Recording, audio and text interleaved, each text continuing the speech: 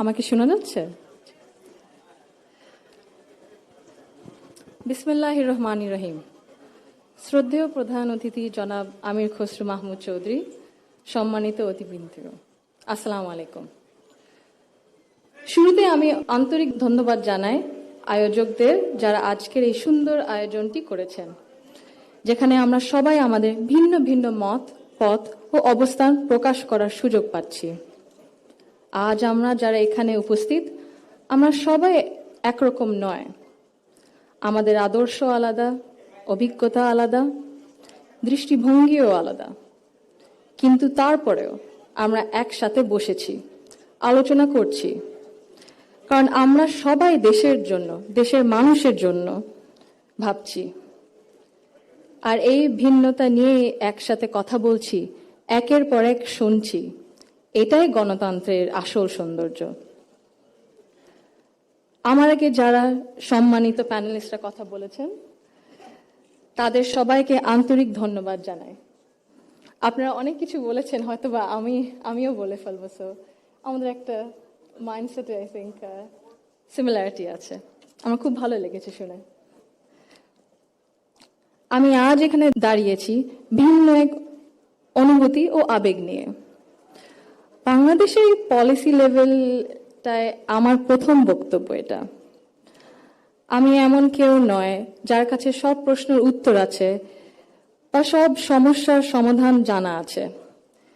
তবু আমি বিশ্বাস করি, নিজের ছোট্ট জায়গা থেকেও সমাজের জন্য, দেশের জন্য কিছু করার আন্তরিকতা আমাদের সবার মধ্যে থাকা উচিত।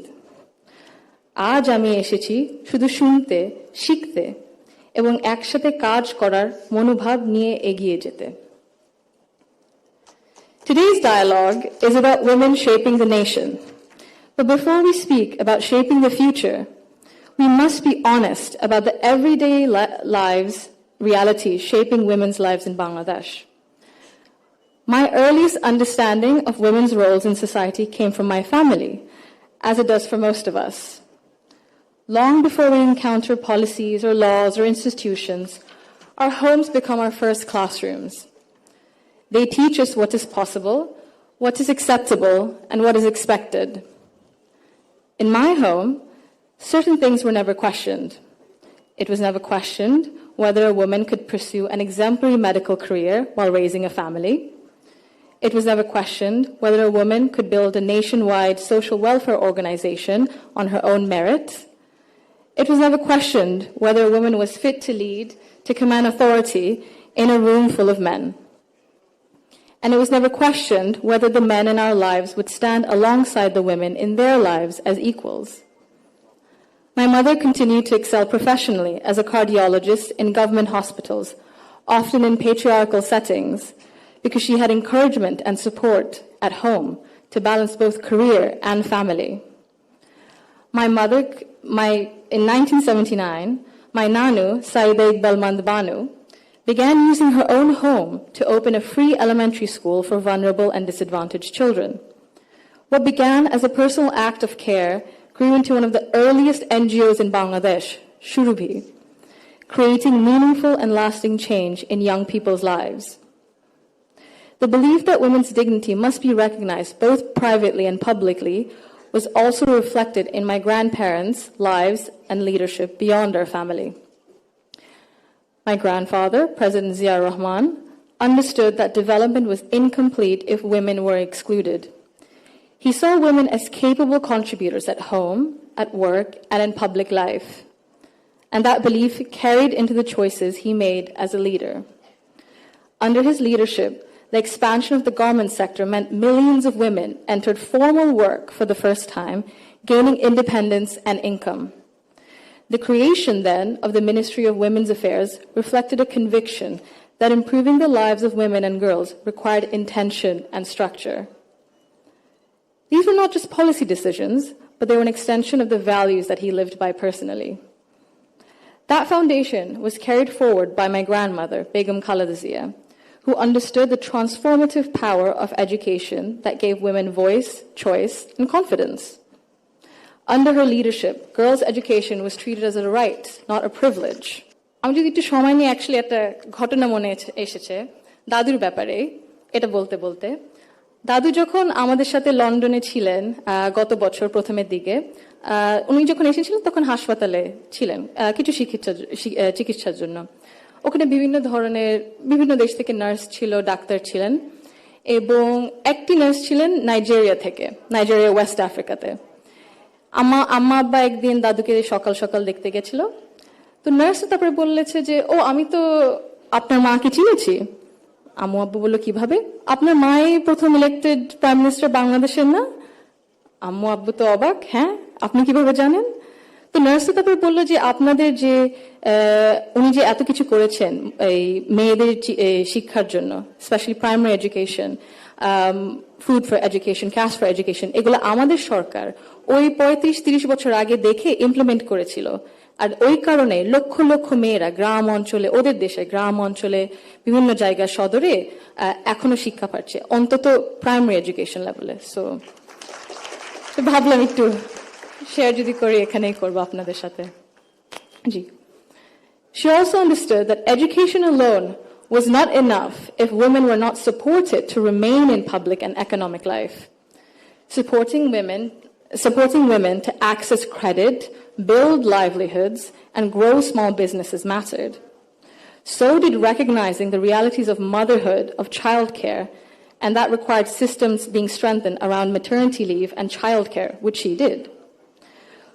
That is because women were made to choose between family and participation in the economy.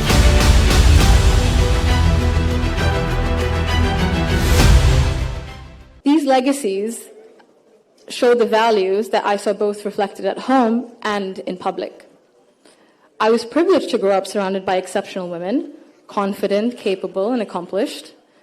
I was equally fortunate to have male role models, including my father and my grandfather, who valued those women and never felt threatened by their strength or ambition. In fact, the four most important people in my father's life, in my opinion, have been women for decades. And he has treated them with deep respect and reverence, not as an exception, but as the norm. Because of this, I grew up with what I now recognize was a skewed understanding of society. Living between Bangladesh and the UK taught me something important. Policies and access alone do not create equality. You can expand education, pass laws, set national targets, but if social norms and daily expectations and mindsets remain unequal, empowerment remains fragile.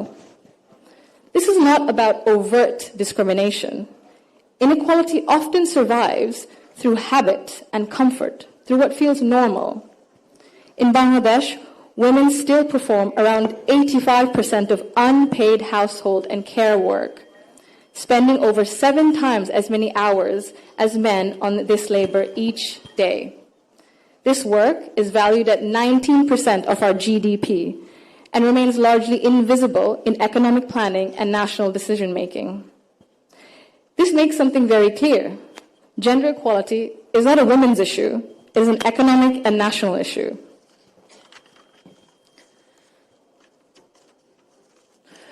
When women carry the bulk of responsibility, their participation in the formal economy suffers.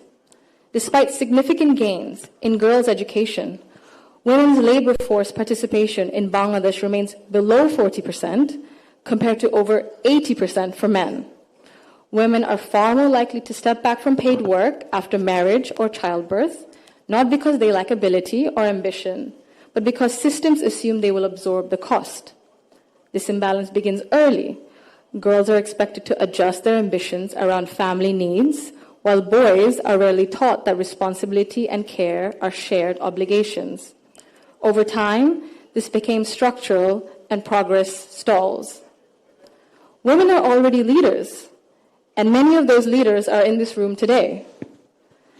Women who have carried institutions, families, movements, and communities forward, generation after generation. Bangladesh's progress bears your fingerprints, even when history has not always said your name out loud. This brings me to a central point. Belief means nothing without action. To the men among us, our fathers, our brothers, our sons, our husbands, our colleagues and friends, your support for women's rights matters. Your celebration of women's success matters, but equality cannot survive on words alone. If systems and expectations continue to rely on women's sacrifice as the default, inequality continues comfortably. Fathers, in particular, I believe, have a unique role in breaking this cycle. I'm an only child, and I never was once made to feel that my parents wished for a son instead. My father once scolded someone for even asking that question. He understood that while I was treated with respect and care at home, the world outside would not always be the same. So he made sure that I could navigate it with confidence. What shaped me were not his speeches, but his consistency. Through his daily choices, he showed me what I should expect from the world. This is how change becomes sustained. When men confront in our lives, in our homes, unconscious bias honestly and model their behavior through respect and action, they create space for women, not just to survive, but to thrive. In Bangladesh, the cost of inaction is visible. Girls' dropout rates sharply rise during adolescence. Women in public life, in leadership, face harsher judgment. In Bangladesh alone, there's a statistic that 78% of women have faced harassment online, primarily from Facebook. Education and opportunity collapse if inequality at home and in mindset remains untouched. And for a country facing climate change, economic and political transition, demographic pressure, Bangladesh cannot afford to sideline half its population through exhaustion and social expectation. When women are welcomed rather than sidelined, they do not only change their own lives, they change the future of their families and the future of the nation. If Bangladesh wants real progress, not symbolic success stories, but sustained national development, then empowerment cannot stop only at classrooms, only in offices or policies. They must reach our homes, our institutions, and our mindsets. And it must be the responsibility of all of us.